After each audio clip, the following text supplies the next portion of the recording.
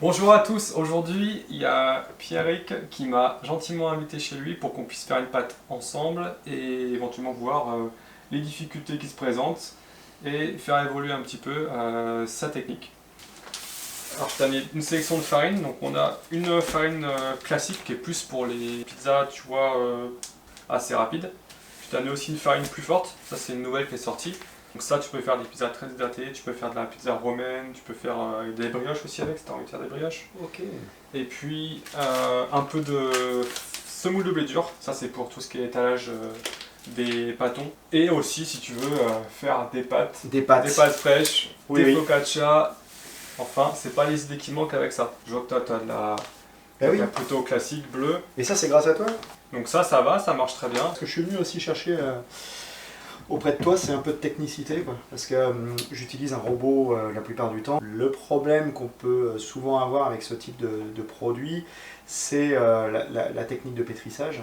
Mais j'ai pas des résultats qui sont totalement à la hauteur de ce que j'attends. Les batteurs, ils sont intéressants quand tu as une pâte qui est déjà un peu hydratée. Parce que là, du coup, la pâte n'aura pas tendance à se bloquer autour du crochet. Si tu fais une pâte qui est relativement peu hydratée, 58%, 60%, il faudra l'aider. Il faudra que régulièrement tu décroches la pâte du crochet si tu veux qu'il y ait un mouvement qui se fasse. Ouais. Donc c'est pour ça que moi j'ai tendance à pas trop les conseiller, surtout pas pour les gens qui veulent commencer à faire des pâtes. Autant faire à la main. Puis c'est très simple, puis c'est assez amusant en plus Oui. de manipuler la pâte. Donc voilà, moi je conseille pas l'utilisation des batteurs à la maison. Bon, ceci étant dit, on va commencer tout de suite avec la réalisation d'une pâte, Ouais. justement. S'il y a quelque chose qui te passe par la tête au fur et à mesure, tu me D'accord. poses des questions, t'en parles, on répond. Et normalement, on devrait couvrir tes questions comme ça. Avec grand plaisir. C'est parti. On a préparé tous les ingrédients en amont parce que bon, c'est pas très intéressant de suivre les pesées. Pour faire environ 3 pâtons, enfin 3 pâtons, pas environ, Ouais. 500 g de farine. On a mis combien de sel? Petite question piège. Alors, je sais plus, c'était 25... Non, c'était pas ça, c'était moins que ça. C'était 10 grammes. C'était 10 grammes. Donc 500 g de farine, 10 g de sel, on a 2,5 g de farine, 2,5 g de levure, pardon. Et on a, pour l'eau, on va être pareil sur du 60%, donc on a pesé 300 g d'eau, ou 300 ml d'eau. Première chose que tu vas faire, c'est verser toute l'eau dans ton bol. D'accord. On commence par l'eau, pourquoi? Parce que comme on va vouloir dissoudre la levure dedans, pour qu'elle soit bien répartie de façon homogène dans la pâte, Ok. on commence par l'eau. Tu vas juste venir donc, la dissoudre en la frottant tranquillement sous l'eau. Alors, il y a une petite précision à apporter au niveau de l'eau, c'est la température de l'eau. Oui, bah, si on veut pas avoir de mauvaise surprise au niveau de la fermentation, c'est mieux de au moins tempérer un peu son eau. Alors sachant que quand on travaille à la main, on part d'une ce qu'on appelle la température de base, elle est à 70 degrés, à laquelle on soustrait la température de la pièce, puis la température de la farine, et après il nous reste donc une seule température, celle de l'eau. Ok, Voilà. donc c'est hyper important. Et ça assure qu'à la fin du pétrissage, puisqu'à la main il y a très peu d'échauffement, évidemment, puisqu'on ne vient pas frotter la pâte contre des parois et tout, finalement on ne va pas travailler très longtemps, tu vas voir que ça va être assez rapide. D'accord. Donc il n'y aura pas d'échauffement de la pâte, donc on va finir avec une pâte à 24 degrés avant de la laisser reposer.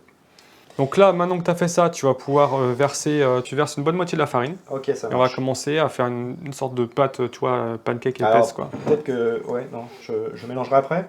Ouais, vas-y, verse Ouais. ça encore un petit peu, voilà, Encore c'est un bon. peu. Voilà. Hop. Donc là, il n'y a pas à se casser la tête, hein, on commence, on mélange, Ouais. voilà. Il n'y a pas de technique Non, particulière. il faut juste hydrater la farine. Ok, ça marche. Et après, on pourra mettre le sel. Voilà, là c'est bon. Elle est On bonne. a... ouais, on est bien. Tu vas pouvoir donc dissoudre le sel maintenant. L'intégralité? Oui, bien sûr. Allez. Tu peux mettre le reste de la farine.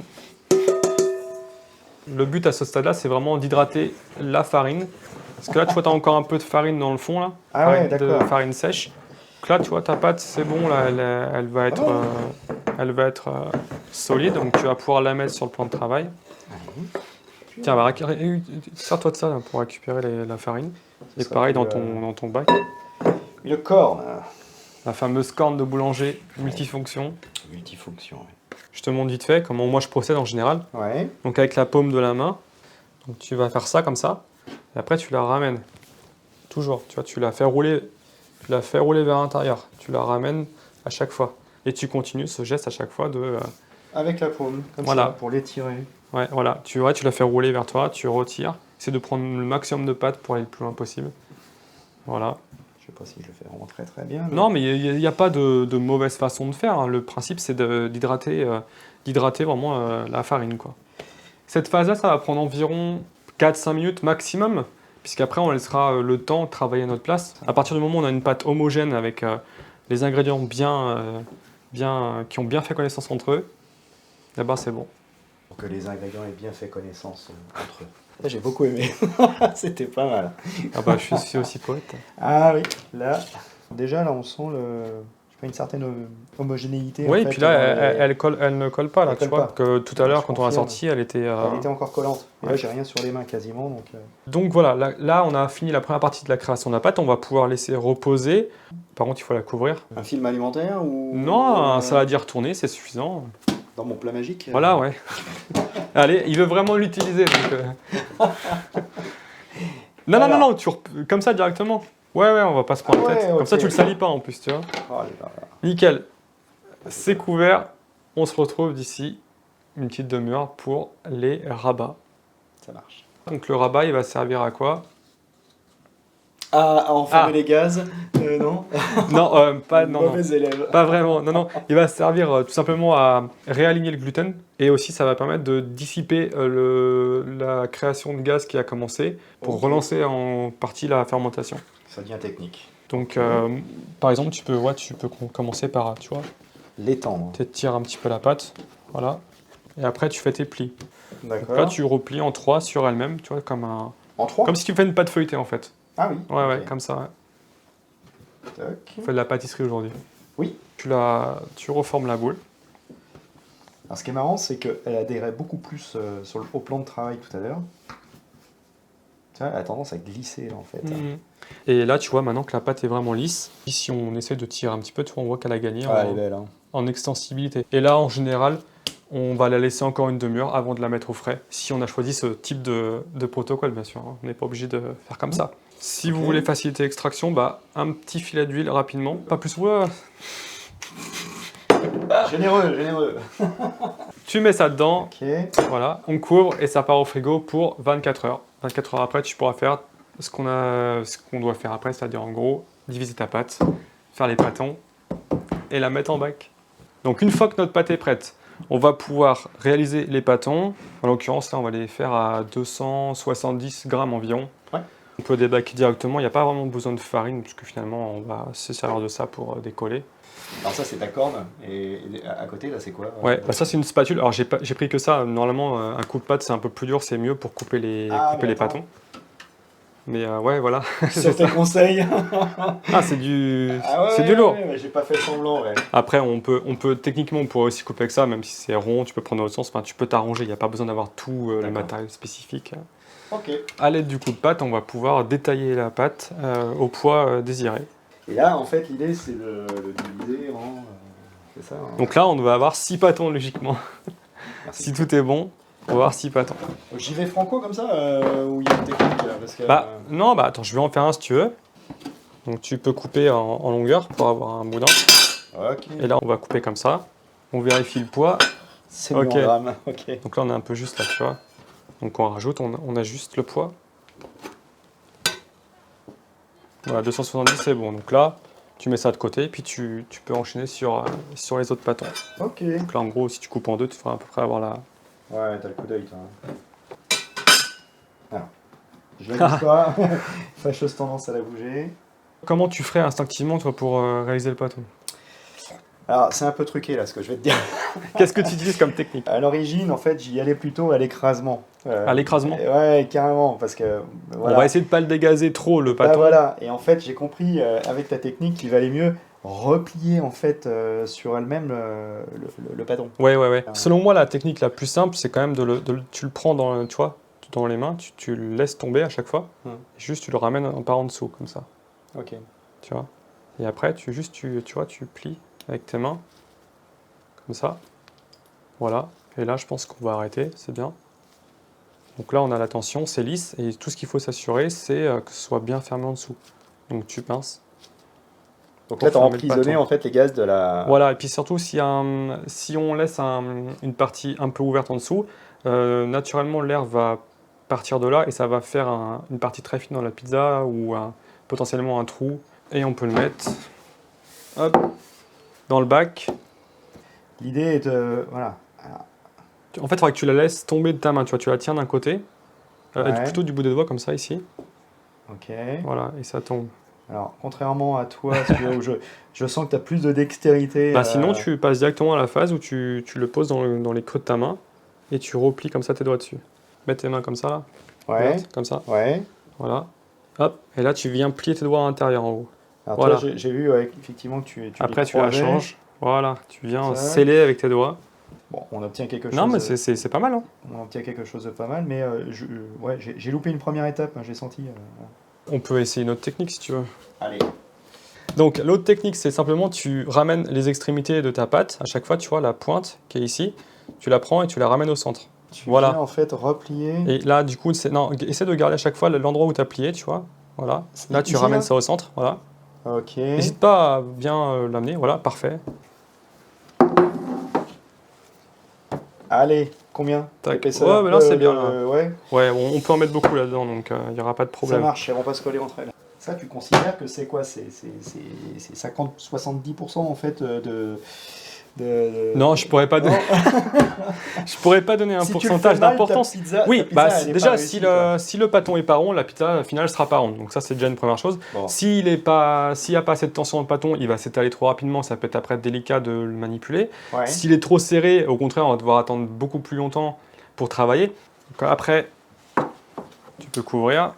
Alors, on Et couvre. J'ai mis dans le bon sens, ouais. c'est bon. Voilà, il y a juste à poser, ça se clipse pas. Ok. Et ça, on le laisse donc reposer. Alors le temps, bien sûr, est variable, mais en général, on va compter 3 heures, c'est bien. Qu'est-ce qui peut intervenir? Trop de chaleur, trop d'humidité, trop de. Pour le stockage des pâtes, c'est bien de les laisser tu vois, dans une ambiance à entre 18 et 23-24 degrés max. Quand c'est au-delà, forcément, tu vas devoir intervenir plus vite sur la cuisson, puisque forcément la chaleur, ça pousser, accélère la pousse, le développement de la pâte. Ok. Et inversement, s'il fait très froid, tu vas devoir attendre longtemps. Ou alors tu utilises mon plat là. Oui, voilà. Ouais. Vas-y. tu veux faire un... Alors, c'est vrai que moi j'ai suivi pas mal de conseils, j'en ai cherché aussi quelques-uns sur internet et j'ai trouvé en fait un plat. Ça vaut ce que ça vaut. Mais alors l'idée c'est de fabriquer votre pâte en fait dans ce récipient. Et puis la petite astuce derrière c'est de bénéficier d'une petite bouillotte en fait à passer au micro-ondes. L'avantage de cette bouillotte en fait c'est qu'elle va maintenir au chaud et de manière vraiment assez uniforme comme ça le fond de la pâte. On repositionne ça et puis là par contre je ne sais pas parce que je ne l'ai pas utilisé mais l'idée c'est que ça pousse un petit peu plus vite. Ouais, c'est bien. Donc le moment fatidique, une fois que les pâtons sont prêts à être étalés, alors pour les extraire, on va avoir besoin d'un peu de semoule de blé dur. Ok. Vas-y surtout Autour. Ouais. Ok. Je me rends pas bien compte là. Attends, on va faire ça aussi. Ah ouais, toi Donc voilà. tu propulses là. Voilà. J'hésite Fleur. à. Tu glisses un petit peu de semoule en dessous, ça va permettre de le détacher. Ok. Et après, un coup sec en dessous, tu l'as pris Et tu le et tu le retournes. Et tu le retournes. Voilà. Ok, d'accord. Donc on part du centre, comme ça, et tu vas presser. Voilà, tu t'arrêtes au bord, tu vois. Comme ça, hein. Ouais, vas-y, hop. Voilà. Parfait, attention au bord, tu vois, là, tu as écrasé le bord Ah. avec Ah ouais. tes petits Avec doigts. les Va toujours dans la même direction, voilà, tu t'arrêtes là, attention, parce que là, tu n'auras plus de bord. Il massacre les bords. Et donc là, on va pouvoir la garnir. Et tu t'es bien débrouillé, en tout cas. C'est gentil. Franchement, ça va. Là, par contre, faut pas rêver, là, on n'aura pas d'alvéolage. C'est parti, écoute, mets sauce tomate. Et après, c'est un mouvement circulaire. Il faut pas que tu en laisses au centre. Il faut pas qu'il y en ait trop au centre. Souvent, j'ai des commentaires, ma pizza au centre, elle est jamais cuite ou la pâte est molle. C'est en partie pour ça. Donc là, c'est pareil, j'ai aucune notion en fait de la quantité. Pour une pizza de 32 cm, en général, c'est du 80 g de fromage à peu près. Mais là, on a fait une erreur. C'est qu'on a dit qu'on mettait d'abord la cuisson. Ah oui, on devait cuire en fait la pâte avec la tomate. Voilà, donc vas-y. Normalement, pour un four ménager à 250, on mettrait en pré-cuisson seulement la pâte et la sauce tomate pendant 4 minutes et après on mettrait les ingrédients. Bon là, on va le faire comme ça, on verra. Ah. Alors la mise sur pelle. Ah bah oui. Tu le sens comment? En Alors gros, faut y aller un coup sec, c'est ça? il faut pas plus d'ongles que ça, d'accord? tu devras juste garder cet angle tout le long du mouvement de la Ouais. pelle. Et pour t'aider, tu peux juste, juste tu soulèves ici, et après, tu vas franco. Ok. Je te le montre si tu veux. Comme tu veux. Ah, Ouais. hop, tu passes une fois en dessous. Hop, là Ouais. c'est bien. Bon, Ouais. on y va avant que ça colle. Vas-y, ouvre le four. La prochaine, je te laisserai faire. Ah oui, oui. Là, on va. Hop, au fond. Waouh, ça passe tout seul. Eh ben, il fallait pas la faire plus grande. Hein. Donc là, on était sur 7 minutes de cuisson. Oui. On va pouvoir sortir. Vas-y. Hop. Oh là là là là. C'est bien classe ça. Alors évidemment, tu vois, comme je disais, comme on a fait l'erreur, c'est de ma faute. Comme on a fait l'erreur de mettre la mozzarella, bah, du coup, elle a caramélisé puis elle a perdu de sa texture. Elle Donc a là, perdu sa texture, oui, c'est vrai qu'elle a... Ouais. c'est pour ça qu'on évite en général de la mettre en cuisson. Prendre une Quand belle on pâte. cuit au four, on ne la met pas tout de suite au four ménager. Donc ça, c'est le résultat de la première cuisson. Donc je récapitule. Elle est passée 7 minutes au four à 250 degrés en mode grill. On n'a pas changé le mode. Bon, en dessous, il y a toujours le problème des pierres de cuisson qui emmagasinent pas assez d'énergie pour vraiment colorer la pâte en dessous. Donc ça, c'est très dur. On va voir comment elle est à la découpe. Et puis après, on enchaînera en faisant dans les règles de l'art. Dans les règles de l'art. Sans Ouais. mettre la mozzarella en cuisson. Vas-y, je te laisse. Ah ouais, tu le fais à la roulette, toi. Ah, t'aimes pas les Allez, roulettes? si, mais après, quand tu veux vérifier la texture, ça, c'est plus sympa au ciseau. Ah. Au ciseau. Ah oui, moi, c'est les ciseaux, moi. Tu prends un côté qui est joli. Qui est joli, là, comme Ouais. ça. Et Ah tu ouais, mais là, coupes. t'as coupé direct. Ah là, erreur de débutant. Non, pourquoi? Il aurait pas fallu que je coupe Non, tu direct sais, comme tu ça. perces et tu coupes, comme ça conserve le véolage de la croûte quand tu veux voir. Voilà. Bon, après, là, c'est un four ménager, donc on n'aura jamais un développement incroyable, tu vois. Ouais. C'est très dur. Ouais, en Surtout effet. que là, que je rappelle, on a pris la pâte, elle est un petit peu jeune. On en fait une deuxième. Allez. Tu te sens prêt là? Eh ben, ouais, pourquoi pas. Prends-la pas trop longue, tu vois, comme ça Ouais. t'es à l'aise. Donc plutôt... Un peu plus bas même, un peu Un plus peu bas. plus bas. Voilà, et tu vas franco. Hop. Allez, voilà, nickel. Voilà. Après, continue juste à faire le petit... Allez, viens, voilà. Et tu veux Ok. peut-être l'agrandir un peu, parce qu'elle elle est quand même petite. C'est vrai que oui, il y a encore moyen. Allez, vas-y. Au four, tu la poses au fond et tu fais des petits allers-retours pour la détacher, d'accord? Ok. Va bien au fond, tout au fond. Voilà, allez, les petits allers-retours. Bah, une fois qu'elle est posée, nickel. Là, tu l'as un petit peu poussée à la fin, tu vois, tu l'as fait rétrécir. Oui, et donc Mais, du coup, elle va avoir mais une c'est pas forme mal. ovale. Non, mais c'est pas grave, mais tu l'as un petit peu rétréci, donc du coup, il y aura plus de pâte à cuire à un endroit. Cette fois-ci, on a procédé correctement et le résultat, c'est quand même mieux, non? Ouais, Qu'est-ce que t'en c'est quand penses? même mieux, ouais. Ça... Ça a se déjà une rapproche de plus la jolie pizza, couleur. Et là ouais. aussi, ça commence à avoir des belles couleurs. Ouais. Bien sûr, la texture est plus ferme qu'une pizza cuite à haute température, mais néanmoins, au moins, la cuisson est bonne. On a modifié le mode de cuisson aussi. Oui, On ça, est passé les détails, on va les... après. Ouais, ouais. Alors, vas-y, fais voir le résultat. C'est pas mal, hein. Bon, on n'est pas sur de la grosse alvéole encore. Non, mais ça, c'est normal, puisque ça manque de... T'as pas assez de conduction de chaleur pour que ça explose. Donc, je dirais que pour une deuxième cuisson, c'est plutôt pas mal. Hein. On aurait pu la tourner un petit peu encore, tu vois, pour équilibrer la couleur. Là, on est un peu plus sombre, un peu plus clair, pardon, qu'ici. Là, ça c'est bien, là, cette partie-là. Là. J'arrive pas à trouver mon doigt. Il est là. Cette partie-là, ça c'est bien. Donc là, tu vas t'essayer à une cuisson dans le houni. Oui. Tu as étalé la pizza. On a vu qu'il fallait pas trop étirer au centre, hein, sinon Oui. ça fait des... C'est très fin et... Non, je dis ça parce que moi-même j'ai fait l'erreur tout à l'heure, on était un peu dans le... pas très concentré et on a raté une pizza. C'est de ma faute. Comme quoi ça arrive à tout le monde. Hein. Tac. On va pas trop jouer. Ok. Vas-y, mets-toi à l'aise. Donc vas-y, tu l'emmènes au fond et puis tu... Pareil que dans le four classique. Ah, ça va. En général, tu comptes 30 secondes et tu peux commencer. Alors, mets la pelle près du feu parce qu'il faut qu'elle soit chaude. Ah, ok. Ouais. Et après, tu vas venir l'insérer, tu vois, comme ça, Ouais. sur le côté de la pizza et glisser en dessous, tranquillement. D'accord.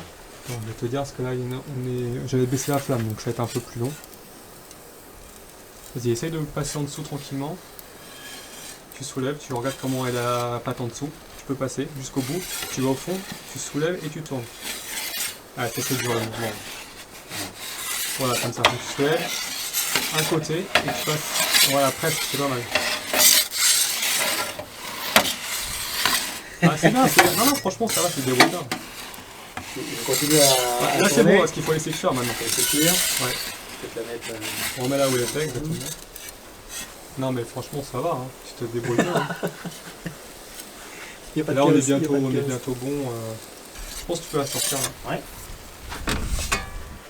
Tu peux défourner avec la petite. Hein, si c'est vrai? Ouais. Ça, c'est uniquement pour enfourner normalement. Voilà. J'ai pas osé, moi. Regarde, fais voir ça. Attends, Oh, pas encore trop jour. Il faut que je laisse la... C'est pas Voilà, mal. pour une première cuisson au four à gaz, c'est pas mal. Hein. Ah, c'est top. Bravo, bon travail. Ça, c'est cool. Bah écoute Pierrick, voilà le résultat de ce qu'on a cuit. Alors là, on vous montre ce qui a été fait au uni, puisqu'on a terminé comme ça, avec un petit baptême du feu. Donc celle-là, c'est celle que j'ai faite moi en premier pour lui montrer les gestes. Et après, tu as réussi à faire cette pizza, qui est carrément bien hein, pour un premier essai, mise au four dans un four à gaz. Pas très circulaire. Oui, mais bon. De toute façon, aucune pizza n'est parfaitement ronde. Hein. Même, c'est pas ça l'important. Là, on voit juste les petites différences qu'on pourrait noter, c'est qu'effectivement, elle est un peu plus... Enfin, elle n'est pas homogène au niveau de l'épaisseur sur les bords. Ouais. Là où la mienne est globalement gonflée pareil partout. Oui. La cuisson aussi, c'est pas évident de la tourner au bon moment pour avoir une cuisson homogène. Mais au moins, tu l'as pas ratée. Hein, et ce que vous savez pas, c'est que moi, j'en ai raté une juste avant. Enfin, maintenant, vous le savez. Puis on a terminé avec une petite calzone. Une petite calzone, ouais. Hop là, si vous la voyez pour ici. tous les goûts. Voilà. Donc ça, cuite à l'entrée du four, température basse. Voilà. Déjà, je voulais être remercié de m'avoir accueilli, parce que franchement, c'était très sympa, un bon accueil, un bon esprit de travail. Dis-moi ce que tu en as tiré comme enseignement. Est-ce que ça t'a semblé utile ou pas de voir les gestes en direct?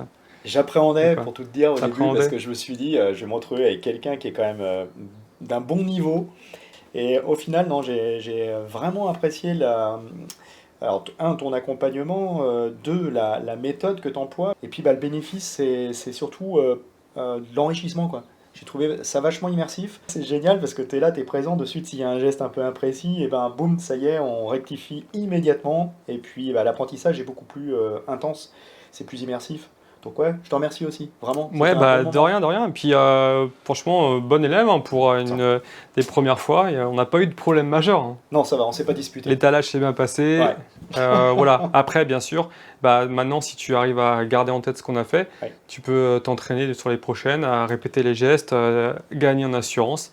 Et puis, avec peu de temps, hein, tu auras probablement des résultats similaires en achetant un four, bien sûr. En achetant un four. Écoute, il me reste à te remercier encore une fois. Merci et puis Antoine. On va se quitter là-dessus. Nous, on se retrouve dans une prochaine vidéo et peut-être que d'ici quelques temps, il y aura une autre personne qui sera sélectionnée pour passer un moment ensemble et puis qu'on fasse des pizzas, tout le monde s'amuse et qu'on se régale. À bientôt. À bientôt.